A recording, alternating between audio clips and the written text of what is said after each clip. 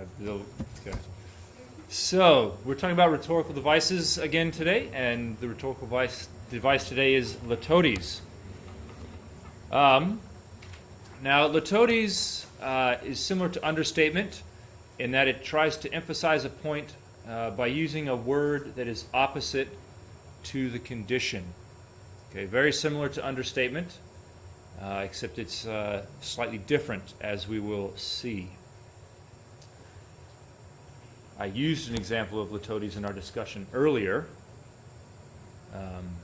and some of you might recall it when you see some of the examples of litotes.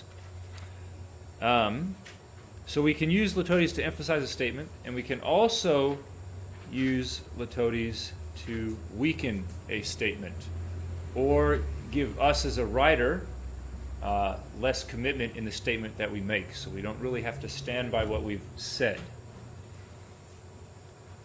because it's vague enough to the point where it could be taken one way or the other. And I'll give you some examples as we go on. Litotes is also and often combined with understatement to create even more emphasis on certain aspects of your writing.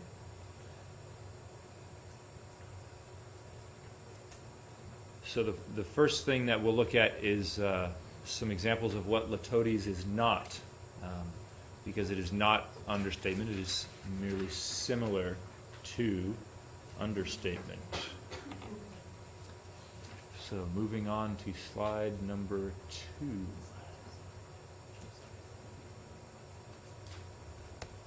2. So this would be something that is not litotes. Just this is how you might say it normally. So we'll call it the original without any rhetorical devices being used. We might say something like, the trip across the mountain was a hard journey. Okay? We aren't using hyperbole. We're not making it any more than it was. We're not making it any less than it was. It's simply a statement. The trip across the mountain was a hard journey. If we were to use understatement, it might look something like this. The journey was easy. Okay? Anytime you go over mountains, you're probably going to have a difficult time unless you're in an airplane or a car. If you're on foot, yes? Then if there is traffic, yes, it will take you longer, and if you're not good at being patient, you will have a hard time. You are correct. Or you get car sick, yes. So, in that case, our understatement would be saying, hey, the journey was easy, even though it took us 6 hours to go 10 miles. Right? Understatement. So, an example of the same phrase using litotes would be this. The trip was no easy journey. Okay? Often, litotes uses the negative, the word no or not, in conjunction with a word that is opposite of what actually happened. So we know the journey was hard, so instead of saying it was hard, right, we say it was not easy, which doesn't mean it was hard, but it also doesn't mean it was easy. So it gives us sort of that in-between. Okay? We often use litotes almost every day. When somebody says, hey, how's it going? And you say, not bad. What does that mean? Right? It's not good, but it's not bad either. Right? Okay? And the unexpectedness of using litotes tends to make the statement have more force. So like, oh, if it wasn't easy, it sort of makes the reader have to stop and think about it. Right?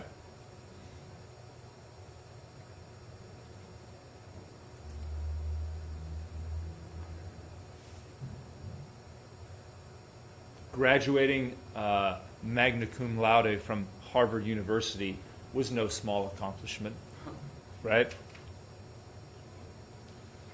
Another example. Sometimes you might use litotes because you don't want to sound arrogant. Yeah, I graduated from Harvard, magna cum laude, right? That was me. Yeah. Right? But if you say, yeah, it was no small accomplishment, I graduated from college, right? It makes you sound not as arrogant. Okay? When we want to weaken our statement, we wouldn't use an ironic use, because an ironic use of litotes helps to emphasize the point. We would instead use a non-ironic use of litotes. And using those, the non-ironic aspect of litotes will work well with if you're using words like bad or weak, like it wasn't a bad day, right? And the idea that when you want to soften your statement or weaken your claim on something, if you don't actually claim anything at all, this is a huge, pretty big in politics. If you don't make any claims at all, nobody can hold you to them, right? Okay, so if you say it's not something I would endorse as a politician, right? Okay, well, what does that mean? Right? Do you agree with it, or you just wouldn't promote it, right? So it tends to get a little hazy, and that's typically what people try to do when they don't really want to commit to something. They try to be vague about it. So, example, without litotes, it was a good day. And we use this one already. With litotes, it wasn't a bad day. Right? And what we've been saying all along, this slide is just putting it in writing for you. Litotes allows you to say what isn't true without committing strongly to what is true. Okay? Hyperbole, it was the best day of my life. Right? I'm sure you've said that a number of days in your life. So therefore, best couldn't be true, right? But if you say it was a, what's that? Unless the days just keep getting better. Yes, this is true. And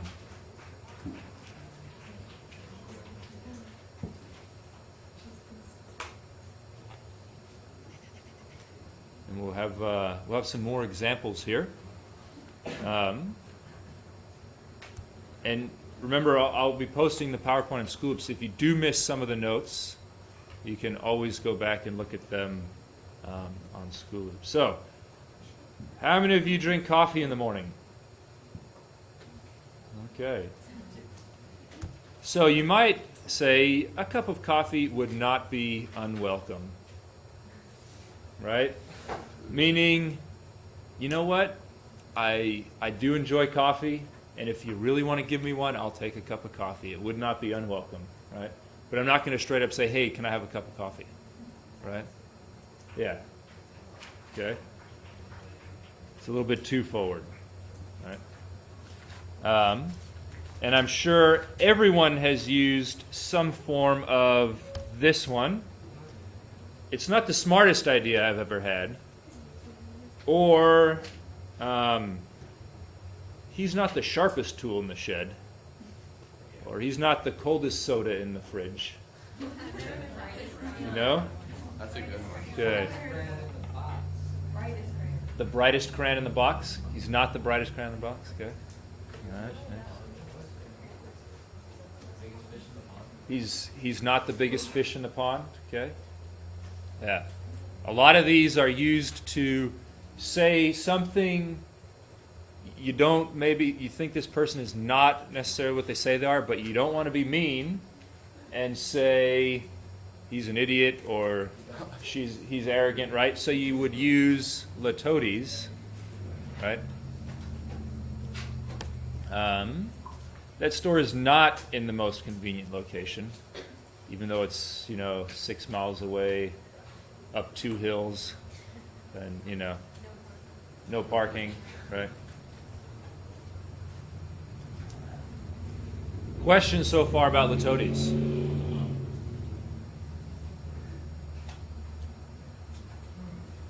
All right. Are we ready for our exercises? Brain exercises, okay? You want to write 5 original statements using litotes to emphasize something, okay? I'll give you an example here.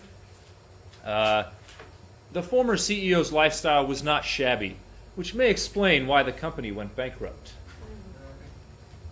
All right. What does that tell you by not telling you about the CEO? What does it tell you about the CEO? He was rich. He wasted his company's money. He spent it on fancy cars, boats, travel probably, right? Without straight out saying he stole all the company's money, right?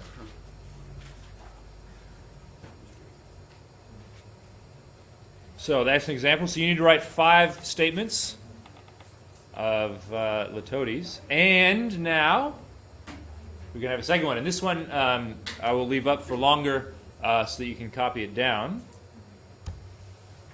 For exercise 2, you're going to rewrite the following litotes statements as straight declarative sentences. So you're going to change from litotes into something without litotes and any other type of rhetorical device. Okay, and you want to try to keep the same style. These have been taken from various texts, and the first one is from Beowulf, and he's talking about Beowulf's sword. He said, that sword was not useless to the warrior now. So at some point earlier in Beowulf, the sword was useless. It was no longer useless.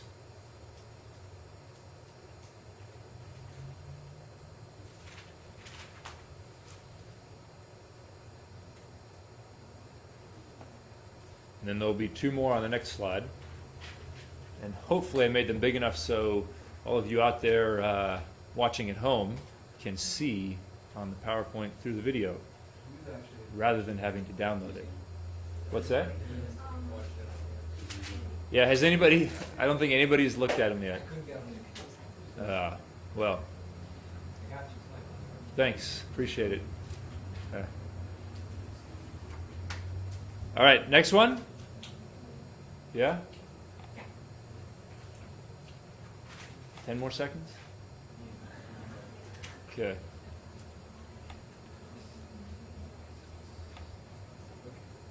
All right.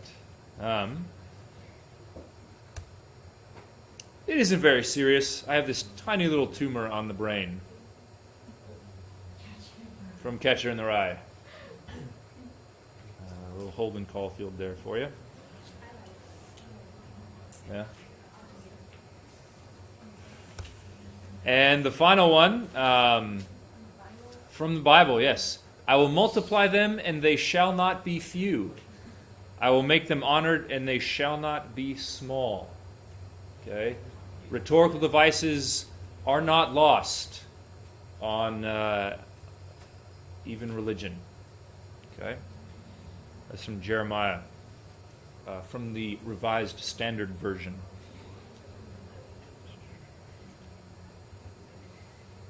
And on the video, you can stop it now because this is the last slide.